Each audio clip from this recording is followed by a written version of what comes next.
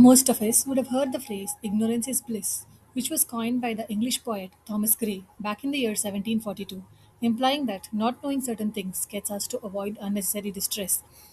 The discovery of ignorance also happens to be a chapter in the famous bestseller Sapiens by Yuval Noah Harari.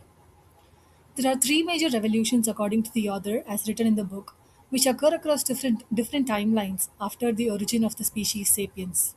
The author starts the book by saying that humans evolved as a species about 2.5 million years ago, while the emergence of the first organisms already began 3.8 billion years ago.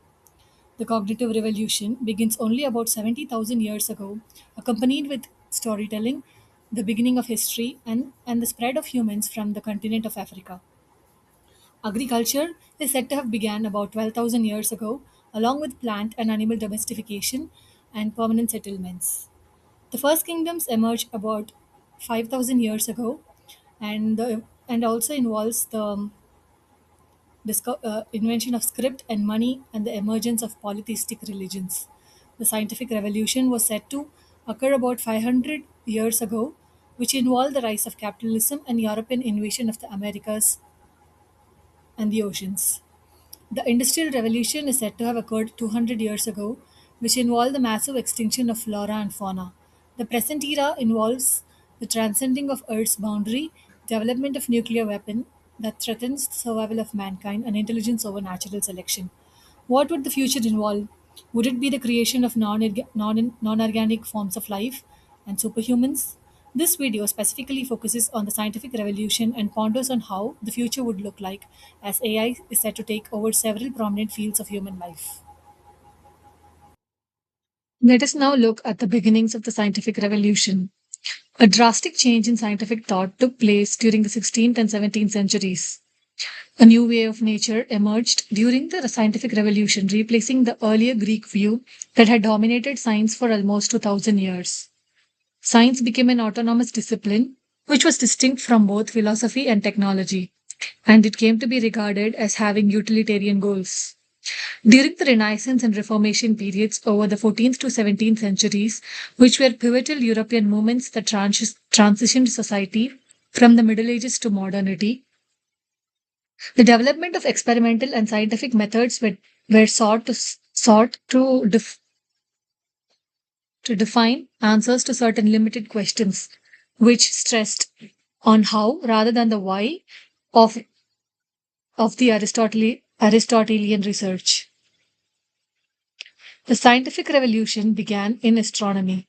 The possibility of Earth's motion was explained by the Polish astronomer Nicolaus Copernicus.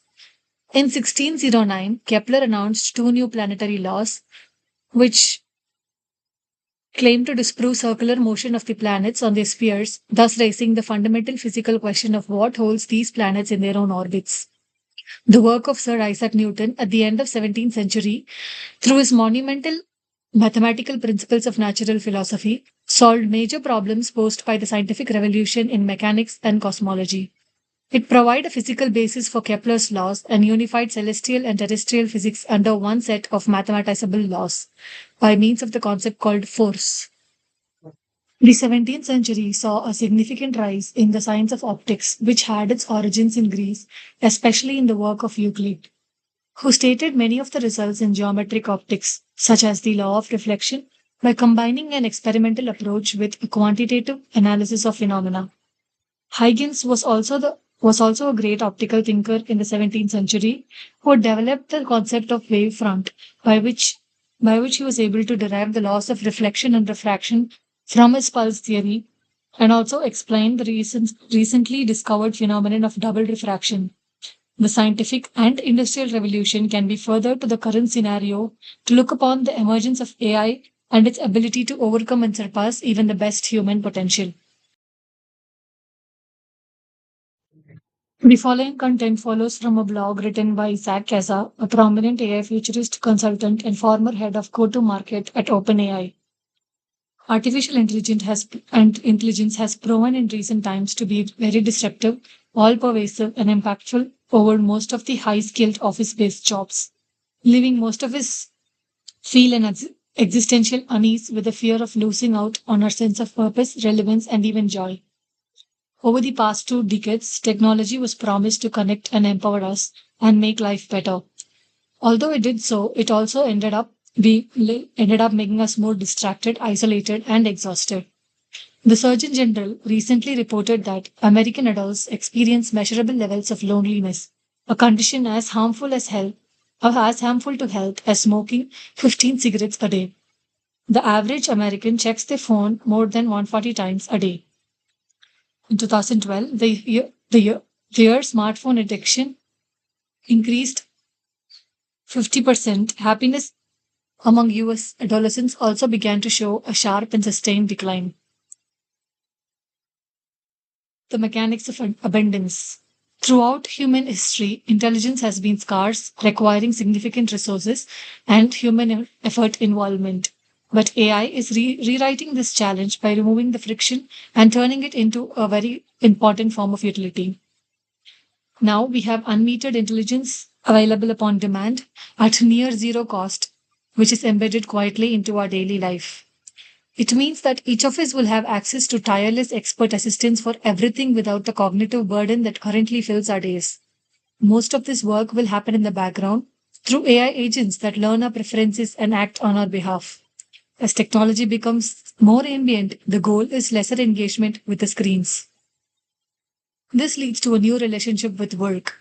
The World Economic Forum estimates that by 2030, around 92 million jobs will be displaced, but also that 170 million new ones will be created, thus resulting in a net gain. Doctors are also using AI to reduce administrative overload, allowing them to spend more time with patients.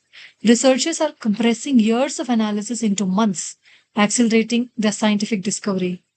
At the same time, as the cost of accessing intelligence falls, the cost of goods and services will also follow. The inference cost of running models, as estimated by the Stanford Artificial Intelligence Index Report 2025, is said to have fallen by more than 99%. Hence, AI driven efficiency is likely to be more deflationary, lowering the amount of labor required to sustain it. It is also important to note that intelligence is not the same as wisdom.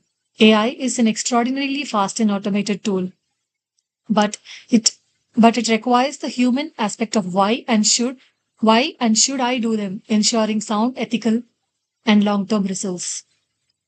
This is the crucial and best time to be more human than ever. Although economic questions about AI's benefits being distributed equally remain critical. If unmetered intelligence continues to expand, the historic struggle for basic subsistence may finally begin to ease. Human insights from experience, empathy, ethics, imagination, and compassion are very still important when it is put into practice.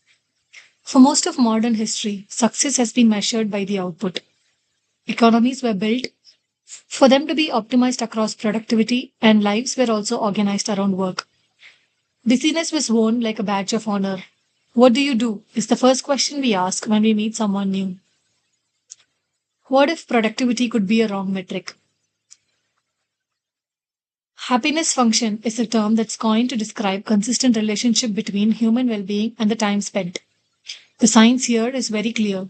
Once the basic needs are met, happiness does not track with wealth, status, or job title. It instead tracks with relationships, purpose, creativity, and community. The most compelling evidence comes from the Harvard study of adult development, where for more than 80 years, researchers followed participants and their families, tracking their physical health, mental health, career outcomes, and life satisfaction. The conclusion was unambiguous. The strongest predictor of a long, happy, and healthy life was not professional success or financial achievement. It was the quality of a person's relationships. Because close relationships protect us from the life's inevitable hardships. They delay cognitive and physical decline. They matter more than intelligence quotient, genetics, or social class. This is the happiness function at work. Thus, we now understand it is now more crucial than ever to become better at interpersonal skills and hone our wisdom over intelligence. In countless fields, AI is already eliminating drudgery rather than replacing judgment. It would be better if we can understand that ignorance is therefore not bliss anymore and use our human wisdom over artificial intelligence when it comes to areas of significance and importance. Thank you.